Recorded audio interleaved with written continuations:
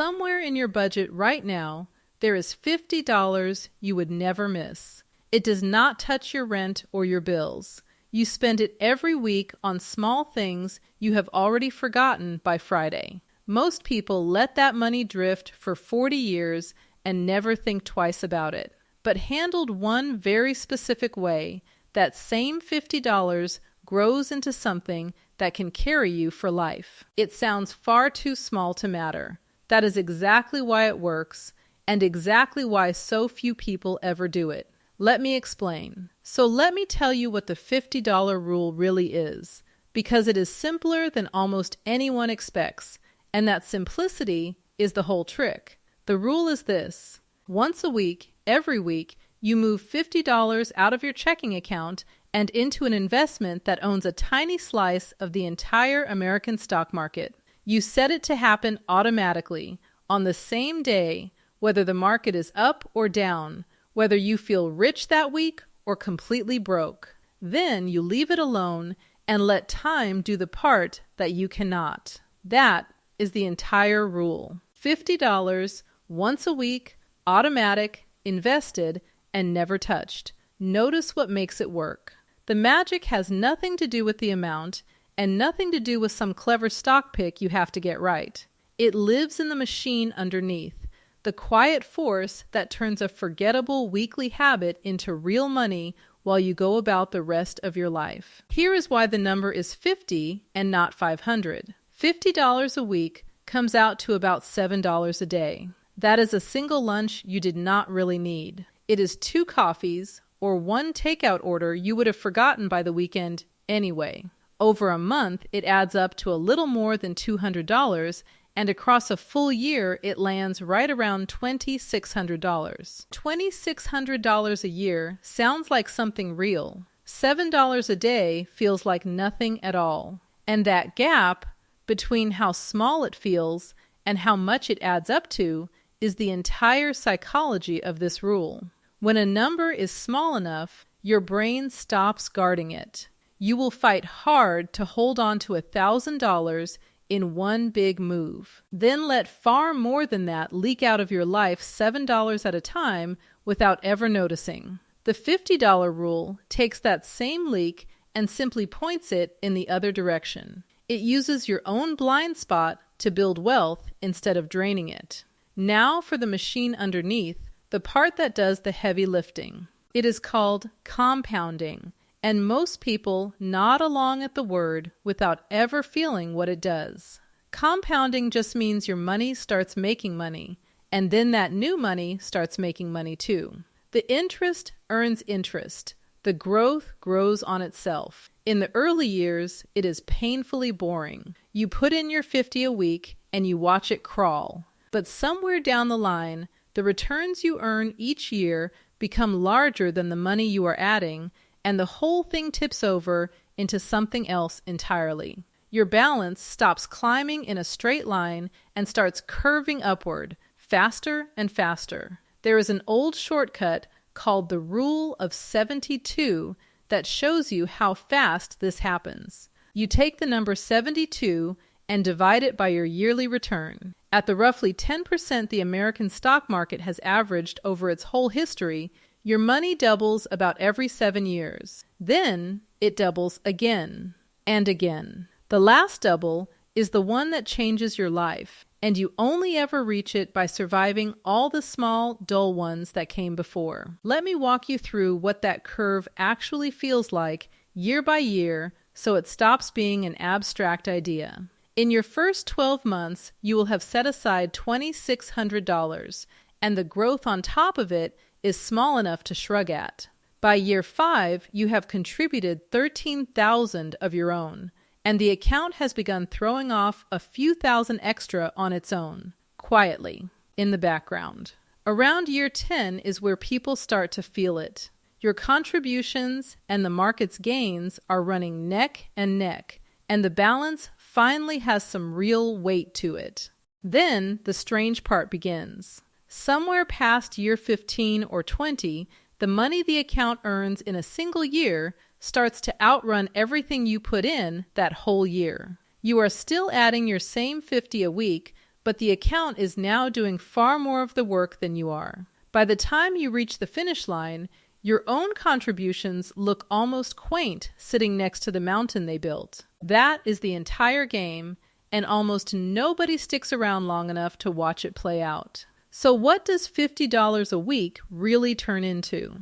This is where it stops being a nice idea and starts being a real number, and I ran every one of these to be sure. Say you start today and hold this for 40 years, the length of a normal working life. You will have put in about $104,000 of your own money, $50 at a time. If that money simply sat in a checking account earning nothing, that is all you would ever have. $104,000 and not a penny more. Now move that exact same 50 a week into a broad stock index instead. At the market's long-run average of about 10% a year, the $104,000 you contributed grows into nearly $1.4 million. Read that again. You put in $104,000. You end with close to $1.4 million. Everything above what you contributed, well over $1 million of it, is money the machine made for you while you did nothing but leave it alone. Even if you want to be cautious, and you should be, the story still holds.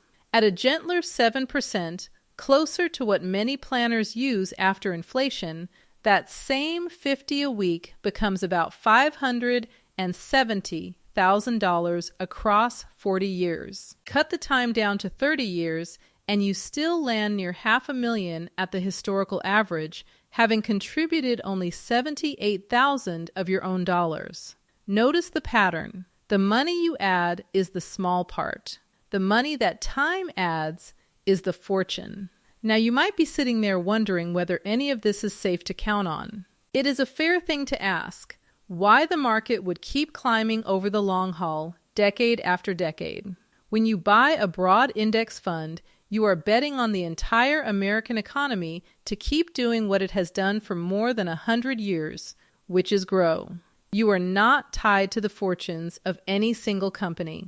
Businesses invent new things, they get more efficient, they reach new customers, and the strongest ones rise while the weak ones fall out of the index and simply get replaced. Your fund holds the winners the whole way through. There have been wars, crashes, and deep recessions scattered across every one of those decades, and through all of it the long line still points up and to the right. That is not a promise about next year. It is the shape of a very long game, and the $50 rule is simply your ticket to sit in that game and wait. Let me put a face on that, because numbers this big can feel like they belong to other people. Think about someone named Deshaun, who started this at 24 in his first real job. He was not a finance guy by any stretch. He drove for a delivery company, packed his own lunch most days, and set up an automatic $50 transfer every Friday into a simple index fund because an older coworker swore by it. For the first few years, almost nothing happened. His balance looked like a joke. Friends spent their Fridays very differently and gave him a hard time about the whole thing. He kept going anyway, and he barely even looked at the account. By his late 30s, the balance had crossed a number that made him sit up straight. By his 50s, it was doing something he could hardly believe, growing by more in a single good year than he had earned at that entire first job. He never made a big salary. He never got a lucky break. What he had was stubbornness, and stubbornness quietly built him a fortune while everyone around him kept chasing something faster. The rule only works if the $50 lands somewhere that lets it grow, so let me make this part concrete. The engine of the whole thing is a broad, low-cost index fund. Instead of betting everything on one company, a fund like that buys you a sliver of hundreds of the largest businesses in the country at once. When the American economy grows over the decades, your money grows right along with it, and you never have to guess which single stock is going to win. For most people, the smartest place to hold that fund is inside a Roth account. In 2026, you are allowed to put up to $7,500 a year into a Roth retirement account, and your $50 a week only adds up to about $2,600. So you fit inside that limit with room to spare. The reason the Roth matters so much is simple. You pay your taxes on the money going in, and then every dollar it grows into comes back out completely tax-free in retirement. That nearly $1.4 million we just talked about would be yours to keep, and the tax man never gets a cut of it. If you have never done any of this before, the setup is easier than you think, and it only takes about 10 minutes one time. You open a Roth account with any of the big low-cost brokerages, and it costs nothing to open. Inside that account, you buy a broad index fund, the kind that holds the 500 largest American companies or the whole United States market in a single basket. You want one with a rock-bottom fee, which most of the big ones now have. Then you do the single most important step of all. You set up an automatic transfer of $50 every week, timed for the day after you get paid, so the money moves before you ever get the chance to spend it. That one setting is what makes this work, because it takes your willpower out of the equation completely. After that, the best advice is to forget the password for a while. Check it twice a year, never twice a day. Now, a quick word on the account almost everyone confuses with this one. A high-yield savings account is a wonderful tool, and right now, the best of them pay somewhere around 4%, while the average savings account in America pays a sad 0.4%. But savings is where you park money, not where you grow it. 4% helps your cash keep pace with inflation. The stock market, over decades, multiplies it many times over. You want a solid emergency fund sitting safe in savings, and you want your $50 wealth engine running in the market. 2 different jobs, 2 different accounts. And mixing them up is one of the most common mistakes I see. You might be tempted to wait on all of this, to start next month, next year, once things finally settle down. Let me try to talk you out of that, because waiting is never free, even though it feels like it is. Doing nothing is still a choice, and it carries a price tag you will not find on any receipt. Every year you leave that $50 sitting in cash instead of investing it, you lose the growth it could have earned, and at the market's average, that growth roughly doubles every 7 years or so. Meanwhile, inflation chews away at the cash you did keep, because a dollar sitting still loses a slice of its buying power every single year. The money you thought you were protecting is shrinking in your hands while you wait.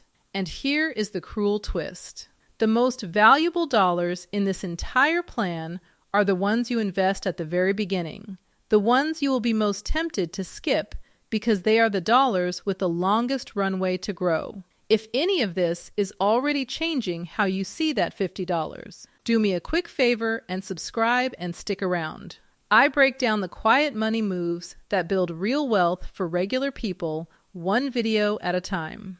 Now let me show you the handful of ways people wreck this without meaning to, so that you never become one of them. So if the rule is this simple, why does not everyone end up wealthy? Because there are a few sneaky ways people break it, usually without even realizing they have. The first is never investing the money at all. Plenty of folks hear this and start setting aside $50 a week, but they let it pile up in a regular savings account, or worse, just sitting in checking. The habit is there, but the engine is switched off. Remember, parked at nothing for 40 years, your $50 a week ends at $104,000. Put to work in the market, it ends near $1.4 million. Same exact discipline, wildly different life, and the only thing separating them is where the money sat. Next comes panic. Every so often the market drops hard, sometimes 20 or 30% in a matter of months, and the news makes it feel like the end of the world. People get scared, they stop their transfers, and they sell everything at the worst possible moment. But the ones who keep buying straight through the ugly years are the ones who come out ahead, because they are scooping up shares on sale while everyone else is running for the door. When the market is down, your same $50 simply buys more, which is the closest thing to a discount that investing ever hands you. The third killer is fees, and this one is dangerous because it hides in plain sight. Some funds and some advisors skim a percentage of your money every year, and 1 or 2% may sound like a rounding error, but stretched across 40 years, a high fee can quietly eat a 6-figure bite out of your final number. Pick the low-cost index fund, and you starve that leak before it ever gets going. And the last killer is impatience dressed up as ambition. Somebody gets bored with slow and steady, yanks their money out to chase a hot stock or a coin a friend swears is about to explode, and torches years of progress on one bad bet. This rule asks almost nothing of you except that you leave it alone. That turns out to be the hardest part of the whole thing. Now let me be honest with you about the part that never makes it onto the thumbnail. The $50 rule is slow. It is painfully slow. The first 10 years can feel like almost nothing is happening at all, and that long stretch breaks most people before the good part ever shows up. There will be seasons where you have put in thousands and it looks like you have barely budged. That is normal. That is just the price of the ticket. It also comes with no guarantees. The 10% average I keep mentioning is exactly that, an average pulled across almost 100 years of history. In any single year, the market might leap 25% or fall 20%. You are going to live through crashes that test your nerve, and flat years where nothing seems to grow. That average only shows up for the people who stay in the whole time and let the good years and the terrible years cancel each other out into one long upward curve. And it will never feel exciting. There is no thrill here, no big win to brag about, no moment where you beat the market and get to feel like a genius. This rule trades excitement for near certainty. And for most of us, that is a trade well worth making. Boring, repeated for long enough, quietly beats brilliant almost every single time. Maybe you are hearing all of this and thinking you are simply too late. You are in your 40s or your 50s, and 40 years of compounding is not sitting on the table for you anymore. I want to be straight with you. Starting later does mean a smaller number at the end. It does not mean the rule stops working for you. Take someone named Ramona, who did not begin until she was 46 after a divorce reset her finances down to almost nothing. She could not do 40 years. What she could do was $50 a week, every single week without fail, and she nudged it up a little each time she got a raise. When the market tumbled a few years in, and half the people she knew were pulling their money out in a fright, she did the opposite and kept right on buying. By her mid-60s, she had built a cushion that completely changed how she got to retire. Not a private jet, just a paid-off, unhurried calm she never once believed she would get to feel. Her lesson is the one worth carving somewhere you will see it every day. The best time to start was 20 years ago. The second best time is the very next Friday that comes around. Maybe $50 a week feels like a stretch from where you are standing today. If that is you, hear this clearly. The number is not sacred. Start with 25 or even 10, and the exact same machine still runs, just at a smaller scale. What matters 1,000 times more than the size of the amount is that the habit exists and never stops. You can always raise it later, and you should every time your income climbs. And if 50 a week is easy for you, this rule turns almost unfair in your favor. Double it to 100 a week, and you roughly double every number I have given you tonight. That nearly 1.4 million turns into something approaching 3 million across a working life. Built on money you were letting slip away anyway.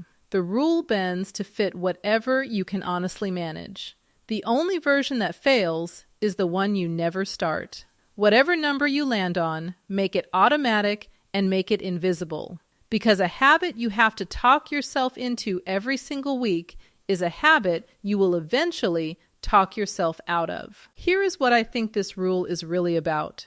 once you strip all the math away. It is a quiet argument with your own future. Every Friday that $50 leaves your account, you are casting a small vote for the person you want to be in 30 years, the one who gets to slow down, the one who does not lie awake at night doing anxious arithmetic about money. You are buying options and freedom and the ability to one day say no to work that grinds you down. The stocks are just the vehicle that carries you there, and it rewires something inside you along the way. The habit is so small that you build it without any pain, and once it runs on its own, saving stops being a battle you fight every month and simply becomes part of who you are. Plenty of people who look wealthy are barely holding on behind the curtain. Plenty of people who look completely ordinary have been running this exact play for decades, with an amount too small to brag about, sent somewhere smart again and again for far longer than anyone else was willing to wait. That is the whole secret. There was never a trick hiding in here. There was a small number, a bit of patience, and time doing the one thing that only time can do. None of it ever required you to be brilliant or lucky or born into money. It only asked you to start small and refuse to stop. That is the part that should feel like relief, because it means the door has been open to almost anyone this whole time, and that includes you. So now it comes around to you. If you take just one thing away from all of this, let it be that you almost certainly already have a $50 a week leak somewhere in your life right now, and you are the one who gets to decide which direction it flows from here. You can keep letting it drift out of your hands, or you can point it straight at your future starting this week. I would love to hear where you are standing in all of this. Drop a comment and tell me your story. Have you already been running some version of the $50 rule? And if so, what has it grown into? Are you starting from zero today, later than you wish you had, and doing it anyway? What is the one money habit you wish somebody had shown you back at 20? And what finally made it fall into place? Tell me the lesson that life taught you the hard way, because someone scrolling through these comments right now needs to read exactly what you are about to write. And if this gave you even a little bit of hope that real wealth is not only for other people, say that too. Your $50 is small. What it can become with enough patience is not small at all. I will see you down in the comments.